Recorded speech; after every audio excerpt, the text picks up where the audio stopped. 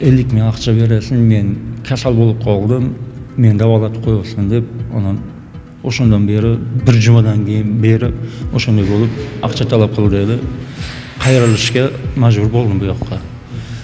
Коркутту, 50 000 акча берип алсам, бутылкага откузам, болсам каматып барам, ал кылам, бу кылам деп ошондой деп коркутtu эле.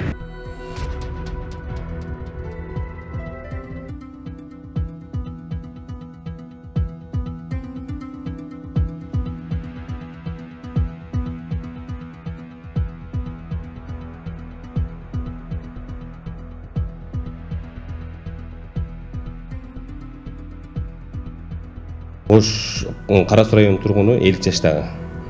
Шектүү катары 15 000 сом менен алып аткан жеринен кармалды. Бул аты жөнүн жашырган Ош шаарынын тургуну 2,5 ай үйлөнүү максатында таанышып жүргөн аялдын күйөөсү коркутуп, акча талап кылганы боюнча милицияга арыз жазган. Жабырлануучу жолдошу бар аял менен жакын мамиледе болбогонун, үйлөнүү үчүн гана 2 рет коомдук жайларда жолугушканын айтат. Буга чейин ал келин үй бүлөсү жок экенин ишендирип, жардам сурап келгенин негиз кылат. Эрим жок деп таанышкан менен. Анан сүйлөшүп жүрдүк, анча 2,5 айча сүйлөшүп жүрдүк да, анан болуп бир адам чыкты мага. Эримин деп. Адан кийин ал адам менен көп жолуктук. Эримин деген адам менен. Анан коркутту. Сүйлөшкөнгө анан сен паштелди болгонсуң, зина кылгансың, акча алгансың, ал кылгансың, бул кылгансың деп бойнуга коймокчу болду. Адан кийин мен унабадым. Мен бойнуга албайм деп мен кылган ишимчи. 50 000 акча бересиң, мен касал болуп калдым, мен дабалатып коесуң деп, анан ошондон бери бир жумадан кийин бери ошондой болуп акча талап кыл деди. Кайрылышка мажбур болдум бу жакка. Достор, мен Карагай курулуш компаниясына кайрадан келдим. Курулуш иштеринин жүрүшү туурасында сиздерге кенен айтып берем.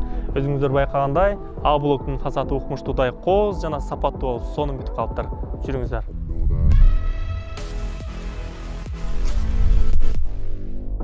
Курулуштун Б блогунда кыш коюу иштери бүтүп, жакында фасад иштери башталат.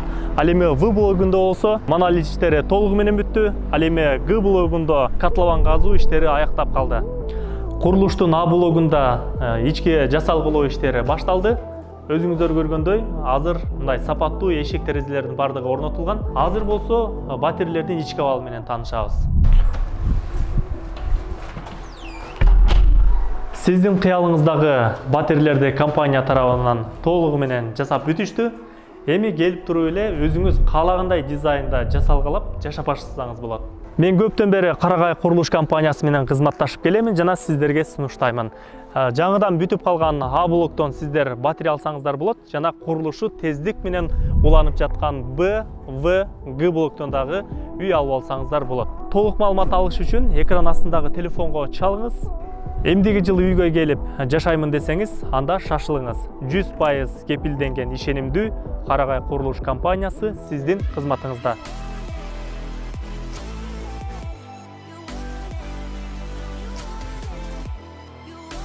Бул кылмышка шектүү жабырлануучуну бир жума бою коркутуп, опузалоо аркылуу 50 000 сом талап кылат. Айласы кеткен жаран милицияга кайрылууга мажбур болгон. Ал аялы менен жакын мамиледе болгон деген жөө менен 15 000 сом алып жаткан учурда милиция тарабынан кармалды. Кылмышка шектүү аялынан кызганып 50 000 сом талап кылганын моюндайт. Ошондой эле жабырлануучу менен жолугуп жүргөн келин анын 4-чү аял экенин билдирди. Ana eneği, soradım.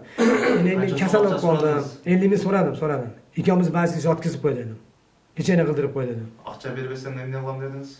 Ana eneği bola kız beni hatta yabardı bu degenden keyin. Ene nerim oynatıyor kızanatlı boyam hatanına. Endi dedim akça vermesen dedim. Milisiye berem dedim. O zaman milisiye berip koşup gerek diye. Bolmasam dedim. Bütüge dep mı? Bütüge utkızam dedim. Doğru ayttım. Ali joda Ali libo ergeyem atana kızanattı. Liboyam kızanattı ayağına.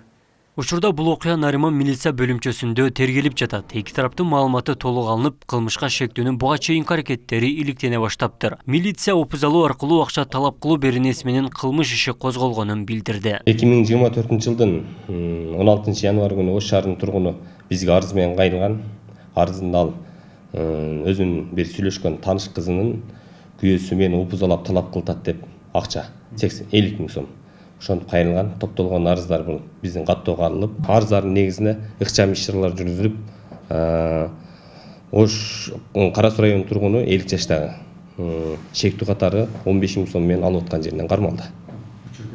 Учурда тергөө амалдары жүрүп атат азыр. Буга чейин дагы аялын таанышууга жөнөтүп, жаш жигиттерден акча алып жүргөн Жаран кармалган. Бул кылмышка шектүү Жаран аялы менен алдын ала сүйлөшүп, жаш жигиттерди шантаждоо менен алектенишкен. Аялы күйөөсүнүн көрсөтмөсү менен социалдык тармак аркылуу жаш жигиттер менен таанышып, жашыруун жолугушуу аркылуу каражат өндүрүшкөнү маалымдалган. Ош облустук ички иштер башкармалыгы мыйзамсыз аракеттерди алдын алуу үчүн милиция менен иштөөгө чакырат. Абдумалик Базарбаев, Адылбек Абдыкемов, Ош ТВ. Мен bir ayal менен сүйлөштүм эле. Ал аял мага мен жалганды, ал аял эрим жок деп таанышкан менен. Анан сүйлөшүп жүрдүк анча 2,5 айча. Сүйлөшүп жүрдүк да анан болуп бир адам чыкты мага. Эримин деп. Адан кийин ал адам менен көп жолуктук. Эримин деген адам менен. Анан коркутту.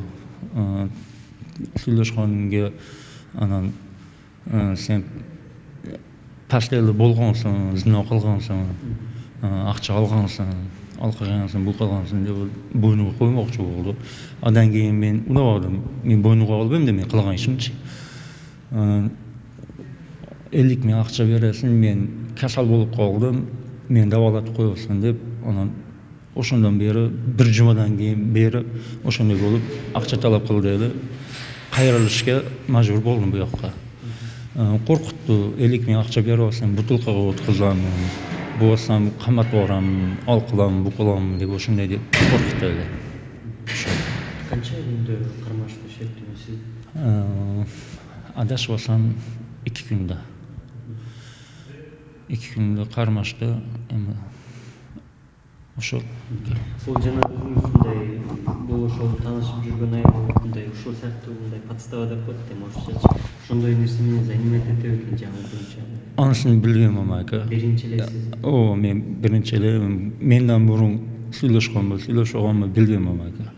Мен абарбаган жерлерди, видеолорду тасма алып, сен ошол жерге барган экенсиң, ал жерден сен видеокамерага түшпөк экенсиң деп дагы бир жерди көрсөтүп, ошол жерге барган, мени доттогон, урган, ундай деп ошондой деп сүйлөп атат эми. Катаныч. Мен барган болсам, мен бардым дейтин да. Жолукпансыз Жолукканмын, менде элдар көп жерде жолукканмын. Ошол жерден эле уже кетип барганбыз. Сен баягы менен үйлөнүү максатында таанышкансыздар же? Ооба. Жашыңыз канча? Экинчи турмуш боюнча айтканмын, ага, болуптур деген ал дагы. Анан чындап эле анын мындай шектүүнүн аялы экен же? Унусун билбейм. Билбейм ака. Жашыңыз? Ака 27-ге чыктым ака.